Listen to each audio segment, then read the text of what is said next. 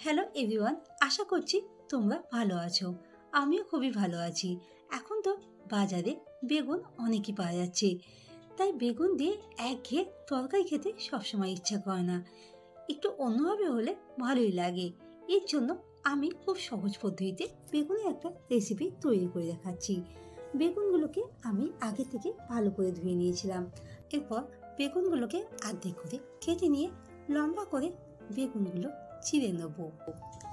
একইভাবে দুটো বেগুনই আমি প্রথমে চিড়ে নিয়েছিলাম, আর এইভাবে লম্বা করে ফালি করে নেব। বেগুনের মধ্যে সামান্য হলুদ আর লঙ্কার গুঁড়ো দিয়ে ম্যারিনেট করে নেব। ম্যারিনেট অবস্থায় বেগুনগুলো 10 মিনিটের জন্য রেখে দেবো। ঠিক সেই সময় আমি মশলাগুলো তৈরি করে নেব। একটা মিক্সার জারে বাটির মধ্যে টমেটো দুটো আর বেশ কিছুটা ধনেপাতা, তার মধ্যে 4-5টা কাঁচা লঙ্কা দিয়েছি। আপনার ঝাল অনুপাতে কাঁচা লঙ্কাটা ব্যবহার করবেন। পেস্টটা তৈরি করে নিয়েছিলাম। টক দইয়ের সাথে ধনের গুঁড়ো, জিরের গুঁড়ো, কাশ্মীরি লঙ্কার গুঁড়ো, সামান্য চিনি দিয়ে মশলাকে ভালো করে ফেটিয়ে নিয়েছিলাম।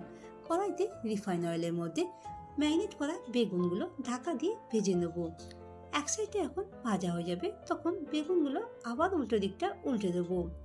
একইভাবে সব বেগুনগুলোকে লাল করে ভেজে নিয়েছিলাম। আগে থেকে নুন দিলে বেগুনগুলো ভেঙে যেতে পারে। ভাজা বেগুনগুলো তুলে রেখে দেবো। ওই কড়াইতে অল্প কিছুটা আবার রিফাইন অয়েল দিয়ে দেবো। ফোড়নের জন্য একটা শুকনো লঙ্কা আর আদা রসুনের পেস্ট দিয়ে দেবো। হালকা নাড়াচাড়া করে তার মধ্যে যে টক দই মিশ্রণটা ছিল সেটা দিয়ে দেবো। 20 থেকে 30 সেকেন্ডের মতন মশলাকে নাড়াচাড়া করে নেব। তার মধ্যে ধনেপাতা, কাঁচা লঙ্কা আর টমেটোর মিশ্রণটা দিয়ে দেবো। সব মশলাগুলোকে বেশ কিছুক্ষণ ধরে কষিয়ে নেব। মশলা থেকে যখন কাঁচা গন্ধটা চলে যাবে, তখন এর মধ্যে অল্প কিছুটা নুন দিয়ে দেবো। আপনারা নুনটা বুঝেই অ্যাড করবেন। আর এর মধ্যে ঝালের জন্য 3-4টে কাঁচা লঙ্কা চিড়ে দিয়ে দিয়েছিলাম। মশলাগুলোকে হালকা কষিয়ে নেওয়ার পর ভেজে রাখা বেগুনগুলো দিয়ে দেবো।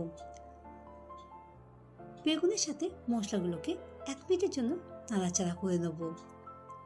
অন্যদিকে একটা বাটিতে হালকা গরম জল করতে বসিয়ে দিয়েছিলাম। জলটা বেগুনের মধ্যে দিয়ে দেবো। তারপর মশলাগুলোকে আবার কিছুক্ষণ ধরে নাড়াচাড়া করে ঢাকা দিয়ে লো ফ্লেমে 10 মিনিটের জন্য গ্রেভিটা ফুটতে দেবো আর বেগুনগুলো সেদ্ধ হতে দেবো। আশা করব রেসিপিটা ভালো লেগেছে।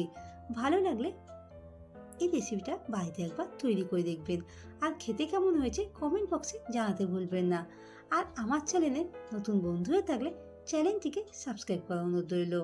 আর নতুন নতুন ভিডিও পাওয়ার জন্য আমার চ্যানেলে পাশে থাকার অনুরোধ রইল। গরম ভাত বা লুচি পরোটার সঙ্গে খেয়ে দেখো, আর খেতে কেমন হয়েছে জানাতে ভুলো না কিন্তু। ধন্যবাদ পাশে থাকার জন্য। দেখা হবে খুব শিগগিরই নতুন নতুন রেসিপি নিয়ে।